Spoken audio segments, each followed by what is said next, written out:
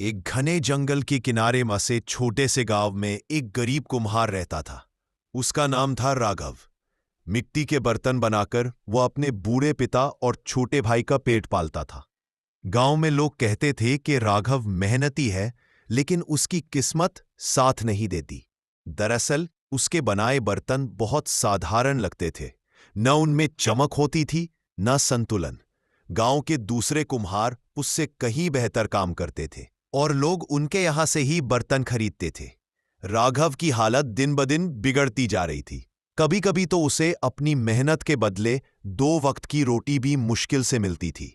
एक दिन उसने तंग आकर कहा, पिताजी, मैं ये काम छोड़ दूंगा। जितनी मेहनत करता हूं उतना ही नुकसान उठाता हूं। शायद ये मेरा काम ही नहीं। उसके पिता ने शांत स्वर में कहा, बेटा, हर हुनर अपने अभ्यास से चमकता है, किस्मत से नहीं। तूने अब तक केवल काम किया है, अभ्यास नहीं। अंतर यही है। राघव को यह बात कुछ समझ में नहीं आई। उसने कहा, लेकिन पिताजी, मैं रोज मिट्टी गूंथता हूं, चाक चलाता हूं, बर्तन बनाता हूं। अगर यह अभ्यास नहीं तो और क्या है? पिता मुस्कुराए। बेटा, काम और अभ्यास में वही फर्क है जो खाने और स्वाद चखने में होता है। काम सिर्फ रोजी देता है, अभ्यास पहचान देता है। राघव ने उस रात लंबा सोच विचार किया। अगली सुबह उसने निश्चय किया कि अब वह केवल बर्तन नहीं बनाएगा, वह कला सीखेगा।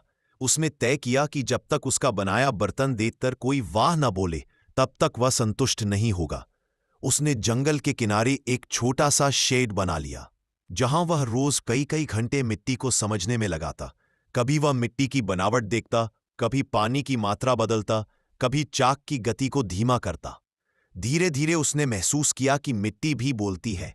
अगर ध्यान से सुना जाए तो वह बता देती है कि उसे कितना पानी चाहिए, कितनी ताकत से घुमाना है, कहाँ हाथ का दबाव कम या ज्यादा होना चाहिए।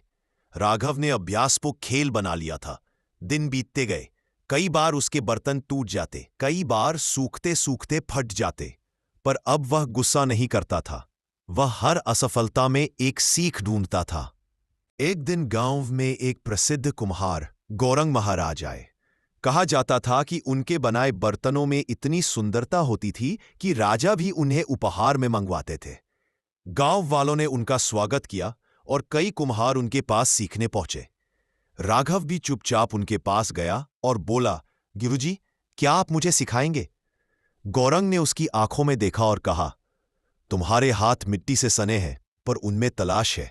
यही पहली निशानी है कि तुम सीखने योग्य हो। आओ, मुझे दिखाओ तुम क्या बना सकते हो। राघव ने पूरी निष्ठा से एक घड़ा बनाया। गौरंग ने कुछ देर तक उसे देखा, फिर मुस्कुराए और बोले, मिट्टी को तुमने छुआ है, पर समझा नहीं। राघव को ये शब्द अंदर तक चुभ गए, लेकिन उसने हार नहीं मानी। उसने गुरुजी से पूछा, तो मिट्टी को समझना कैसे सीखा जाए?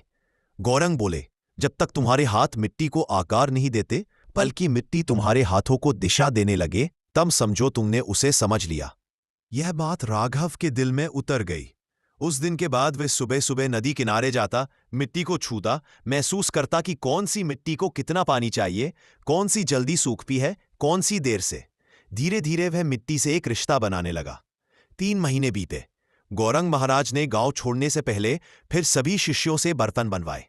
जब राघव की बारी आई तो उसने जो घड़ा बनाया वह ऐसा सुंदर था कि उसकी बनावट देखते ही सबका ध्यान उसी पर टिक गया। चिकनी मिट्टी का स्पर्श, सधी हुई आकृति और संतुलन, हर जगह परफेक्शन। गौरंग ने मुस्कुराकर कहा, अब मिट्टी तुम्हारे हाथों को चला रही है बेटे, अब तुम कलाकार हो। गांव लौटकर जब राघव ने वही घड़ा बाजार में रखा तो लोग दंग रह गए। कई खरीदारों ने दुगनी कीमत देकर खरीद लिया। धीरे धीरे उसका नाम पूरे इलाके में फैलने लगा। राघव अब रोज अभ्यास करता, लेकिन अब उसका अभ्यास केवल मिट्टी तक सीमित नहीं था।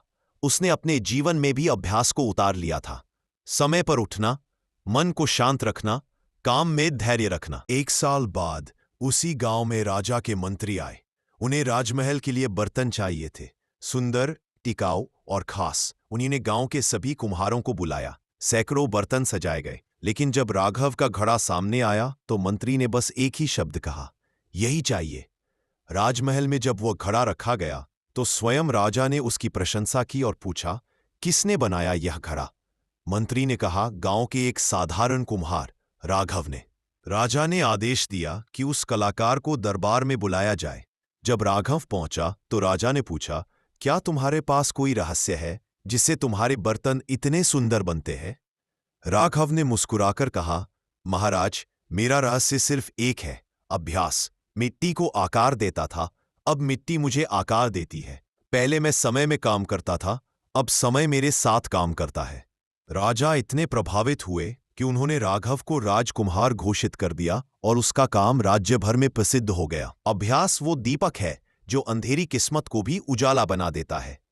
और तब से गांव के बच्चे जब भी किसी काम में असफल होते तो एक ही बात याद करते, अरे, राघव भी तो हर दिन टूटा हुआ घड़ा बनाता था, लेकिन उसने कभी अभ्यास छोड़ा नहीं, और आज उसी का नाम राजा के महल में लिखा है।